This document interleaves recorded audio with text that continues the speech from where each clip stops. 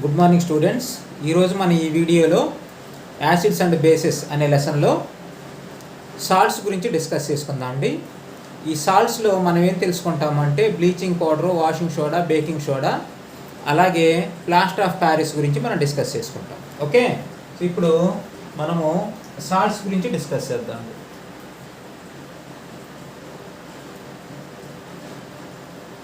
Salts okay. ఇప్పుడు ఏంటి అంటే ఈ సాల్ట్స్ విషయంలో మనం ముందుగా చెప్పుకోవాల్సింది ఏంటి అంటే ఒక చిన్న బిట్ అనమాట. బ్రిటిష్ వాళ్ళ టైంలో వాళ్ళు సాల్ట్ తయారీ మీద కూడా, ఉప్పు తయారీ మీద కూడా పన్ను విధించారన్నమాట. సో దాన్ని వ్యతిరేకిస్తూ గాంధీజీ గుజరాత్లోని దండి అనే విలేజ్లో ఒక ఉద్యమాన్ని చేపట్టాడు. దాన్ని ఏమంటామంటే దండి మార్చ్ అంటాం. ఓకేనా, సో దండి మార్చ్.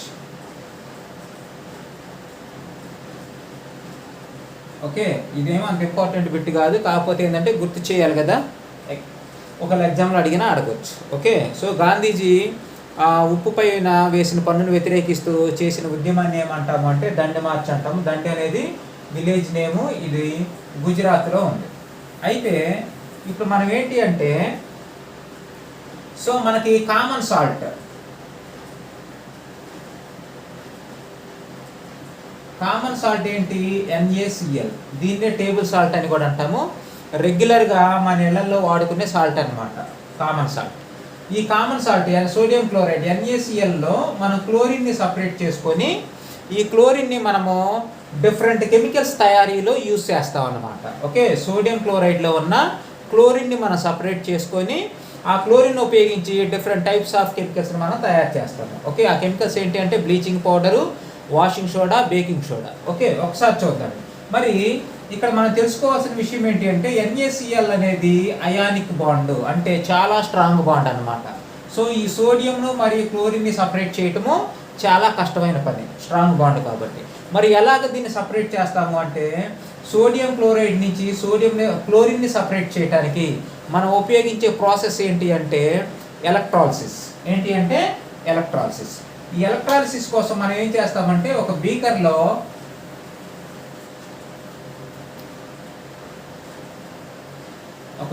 ఏం చేస్తాము అంటే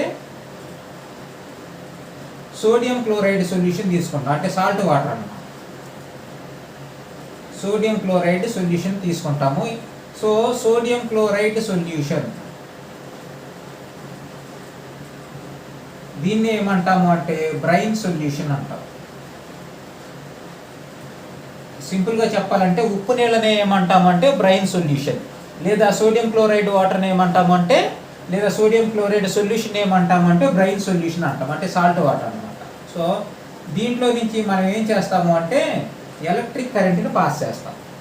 సో ఎలక్ట్రిక్ కరెంట్ని పాస్ చేసినప్పుడు ఏమవుతుంది అంటే ఇక్కడ వాటర్ కూడా ఉంటుంది కాబట్టి ఎలక్ట్రిక్ కరెంట్ని పాస్ చేసినప్పుడు ఏమవుతుంది అంటే క్లోరిను అలాగే హైడ్రోజన్ రెండు సపరేట్ అవుతాయి. అంటే ఇక్కడ ఏముంది 2NaCl అంటే sodium chloride plus water 2H2O gives, ఇదేమవుతుందంటే 2NaOH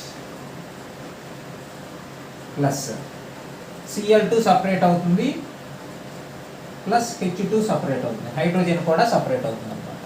సో అంటే ఇక్కడ ఉన్న సోడియం క్లోరైడ్లో నుంచి మనం ఏం సపరేట్ చేయగలిగాము, క్లోరిన్ని సపరేట్ చేయగలిగాము. ఏ ప్రాసెస్ ద్వారా మనం సపరేట్ చేయగలిగాము అంటే ఎలక్ట్రాలిసిస్.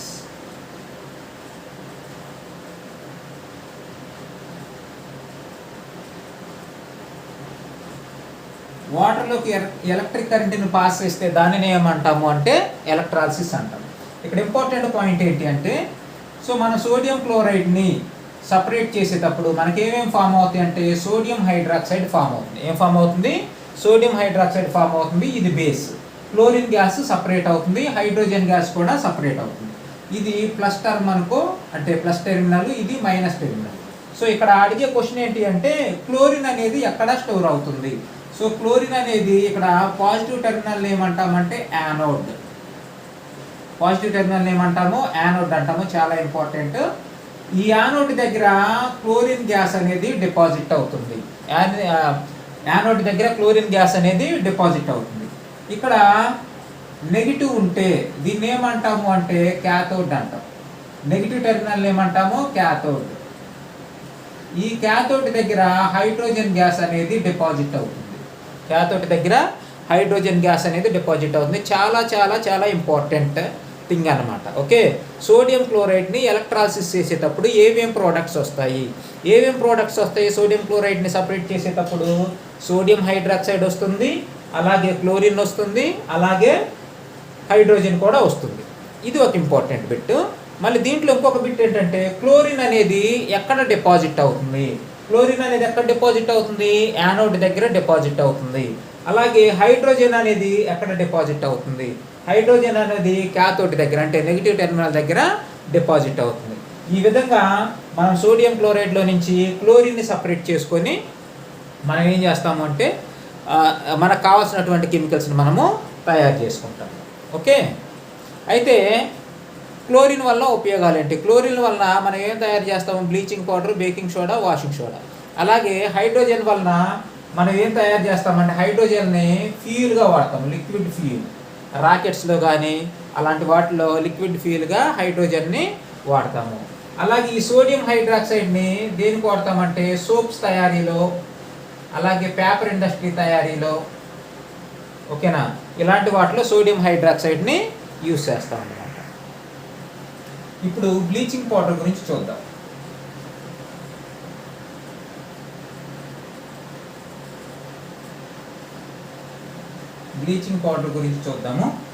ఈ బ్లీచింగ్ పౌడర్ని ఎలా తయారు చేస్తామంటే bleaching powder is prepared by the action of chlorine on calcium hydroxide or slaked lime.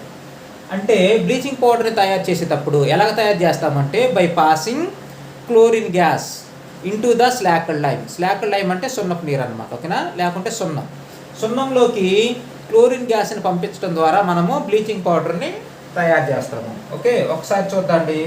Slaked lime అంటే CaOH కాల్షియం హైడ్రాక్సైడ్. దీంట్లోకి మనం ఏం పాస్ చేస్తామంటే క్లోరిన్ గ్యాస్ని పాస్ చేస్తాము. అప్పుడు ఏం తయారవుతుంది? ఇక్కడ CaOCl2 plus H2O, CaOCl2 plus H2O. అంటే దీన్ని ఏమంటామంటే స్లాక్డ్ లైమ్ అంటాం. ఈ స్లాక్డ్ లైమ్లోకి క్లోరిన్ గ్యాస్ని పాస్ చేయటం ద్వారా మనకేం ప్రొడ్యూస్ అవుతుంది? బ్లీచింగ్ పౌడర్ అనేది ప్రొడ్యూస్ అవుతుంది. ఇక్కడ CaOCl2 ఏమంటామంటే బ్లీచింగ్ పౌడర్.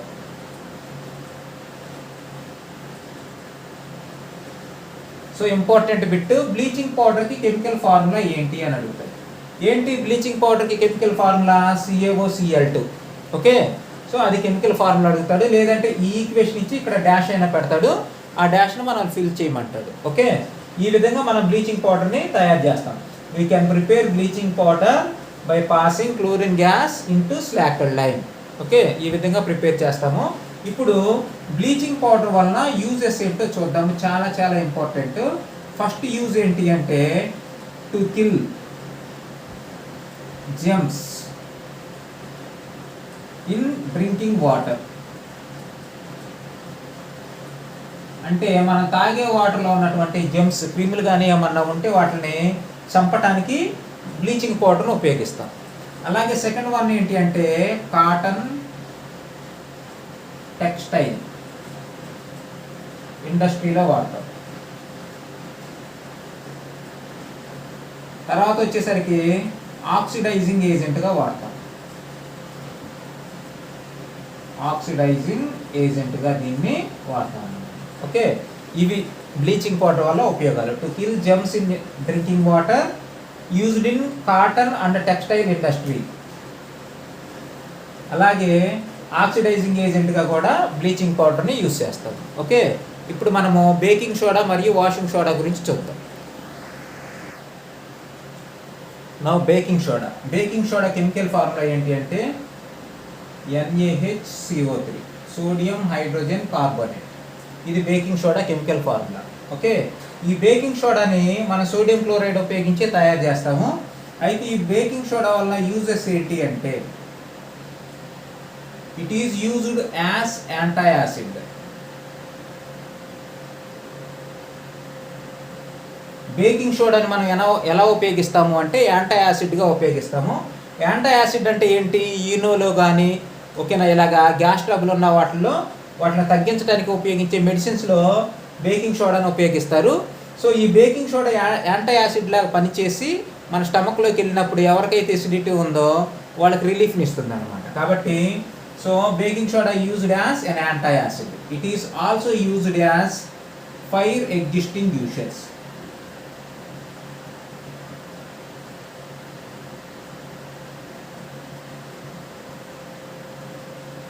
ఓకే, వీటిని ఫైర్ ఎగ్జిస్టింగ్యూషర్స్గా కూడా ఉపయోగిస్తారు. అంటే మనం థియేటర్స్లో కానీ లేదంటే హాస్పిటల్స్లో కానీ చిన్న చిన్న సిలిండర్స్ చూస్తాము. ఆ సిలిండర్స్లో ఏముంటుంది అంటే కార్బన్ డైఆక్సైడ్ గ్యాస్ ఉంటుంది. కార్బన్ డైఆక్సైడ్ గ్యాస్ దీని నుంచే తీసుకుంటారు. ఓకేనా. సో ఫైర్ ఎగ్జిస్టింగ్యూషర్స్లో కూడా దేన్ని ఉపయోగిస్తామంటే బేకింగ్ సోడానే ఉపయోగిస్తాము. Baking soda chemical formula NaHCO3. ఇంతవరకు అడుగుతాడు. యాంటీ యాసిడ్గా ఉపయోగిస్తాము. అలాగే మంటలు ఆర్పడానికి సహాయపడే ఫైర్ ఎగ్జిస్టింగ్యూషర్స్గా కూడా దీన్ని ఉపయోగిస్తాం అన్నమాట. ఓకే, ఇప్పుడు ఇంకొక యూజ్ కూడా ఏంటి అంటే దీన్ని ఫాస్టర్ కుకింగ్ కోసం యూజ్ చేస్తారు. ఓకే, సో బేకింగ్ సోడాని ఫాస్టర్ కుకింగ్ కోసం యూజ్ చేస్తారు. ముఖ్యంగా క్రిప్సీ టైప్గా ఉండే పకోడాలు ఇలాంటివి తయారు చేయడానికి ఉపయోగిస్తారు అన్నమాట బేకింగ్ సోడాని. ఫాస్ట్ కుకింగ్ అలాగే పకోడీ, ఓకే, క్రిస్పీ పకోడీస్ ఇలాంటి తయారీలో కూడా బేకింగ్ సోడాని ఉపయోగిస్తారు. ఇప్పుడు మనము వాషింగ్ సోడా గురించి డిస్కస్ చేద్దాం. So washing soda, the chemical formula of washing soda is Na2CO3, sodium carbonate. దానికి సోడియం కార్బోనేట్కి 10 వాటర్ మాలిక్యూల్స్ని యాడ్ చేస్తే వాషింగ్ సోడా అనేది ఏర్పడుతుంది. Okay, the chemical formula of washing soda is Na2CO3. ఈ వాషింగ్ సోడాని ఎక్కడెక్కడ use చేస్తామంటే used in soap and paper ఇండస్ట్రీలో use చేస్తాము. వాటిలో ఉపయోగించే ఈ సోడియం కార్బోనేట్ను ఉపయోగించే సోప్ని పేపర్ని తయారు చేస్తారన్నమాట. Okay, next it is used to remove permanent hardness of water. Very very important. Permanent hardness of water అంటే ఏంటి అంటే ఉప్పు నీళ్ళు అన్నమాట. కొన్ని ఏరియాలో మన ఏపీలో ముఖ్యంగా తెలంగాణలోనైతే నల్గొండ జిల్లాలో సాల్ట్ వాటర్ చాలా, ఎక్కడ బోర్ వేసినా కానీ సాల్ట్ వాటరే వస్తుంది. ఆ సాల్ట్ వాటర్ని ఏమంటాము అంటే హార్డ్ వాటర్ అంటాం. ఓకే, హార్డ్నెస్ అంటాం.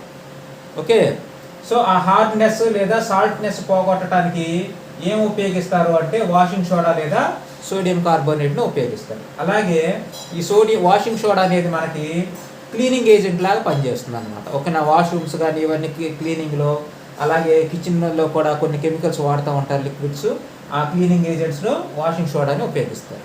ఓకే, ఇప్పుడు మనము ప్లాస్టర్ ఆఫ్ ప్యారిస్ గురించి డిస్కస్ చేద్దాం. ప్లాస్టర్ ఆఫ్ ప్యారిస్ దీన్ని ఏమంటాము అంటే POP అంటాము. ఇక్కడ ఇదేంటి అంటే ప్లాస్టర్ ఆఫ్ ప్యారిస్ POP. ఇక్కడ వచ్చేసరికి ఇదేంటి అంటే జిప్సమ్. జిప్సమ్ని 373 కెల్విన్స్ దగ్గర వేడి చేస్తే, జిప్సమ్ని 373 కెల్విన్స్ దగ్గర వేడి చేస్తే జిప్సమ్ ఎలా మారిపోతుంది అంటే ప్లాస్టర్ ఆఫ్ ప్యారిస్గా మారిపోతుంది. ఓకే, ప్లాస్టర్ ఆఫ్ ప్యారిస్ అనేది ఒక పౌడరు. దీనికి వాటర్ని యాడ్ చేసిన తర్వాత చాలా హార్డ్ సబ్స్టెన్స్గా తయారవుతుంది అనమాట. కాబట్టి డాక్టర్స్ దీన్ని ఎందుకు వాడతారంటే ఫ్రాక్చర్డ్ బోన్స్ని సెట్ చేయడానికి వాడతారు. Doctors use to set fractured bones.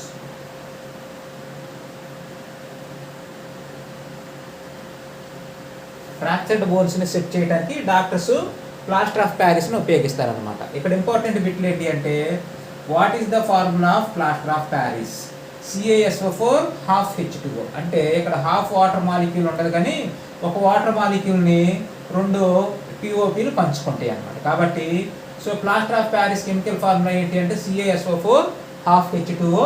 అలాగే జిప్సమ్ యొక్క కెమికల్ ఫార్ములా ఏంటి అంటే CaSO4 2 H2O. ఓకే, సో ఎప్పుడైతే జిప్సమ్ని వేడి చేస్తామో అప్పుడు దీన్ని ఏమంటామంటే calcium sulphate hemihydrate.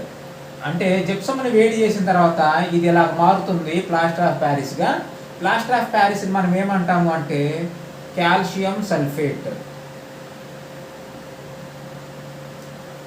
Calcium sulphate hemihydrate అంటాం. కాల్షియం సల్ఫేట్ హెమిహైడ్రేట్ అంటాం. ఓకే, సో ఇది ఫ్రెండ్స్, దీంతో మనకి యాసిడ్స్ అండ్ బేసిస్ అనే లెసన్ కంప్లీట్ అయిపోయింది. ఎవరైతే ఏపీఆర్ చేసి అలాగే పాలిటెక్నిక్ రాస్తున్నారో వాళ్ళందరూ కూడా ఇదంతా మీరు నోట్ చేసుకొని డైలీ చదవండి. అలాగే ఎగ్జామ్స్ కూడా లెసన్ వైజ్గా ఎగ్జామ్స్ పంపిస్తాం, అవి రాయండి. Okay, thank you for watching this video. ఇంకొక చిన్న విషయం ఏంటి అంటే,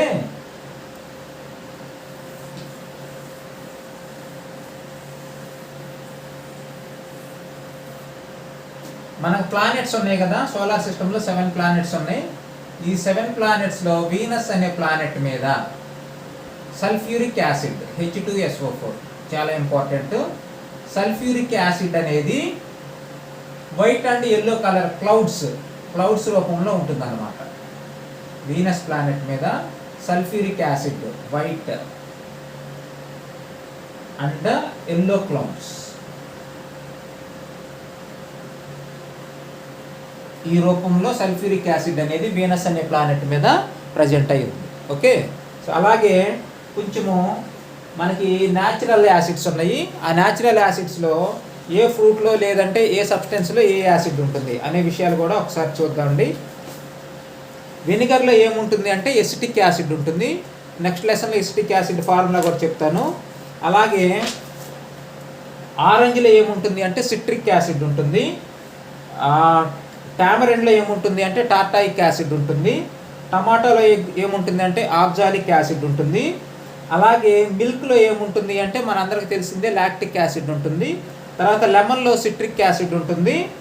యాంటిస్టింగ్లో మిథనాయిక్ యాసిడ్ ఉంటుంది. చాలా చాలా ఇంపార్టెంట్. మన చీమ కుట్టినప్పుడు మనకు పెయిన్ వస్తుంది కదా, ఎందుకు అంత పెయిన్ వస్తుంది అంటే చీమ ఏం చేసింది అంటే మిథనాయిక్ యాసిడ్ని మన బాడీలోకి ఇంజెక్ట్ చేసింది.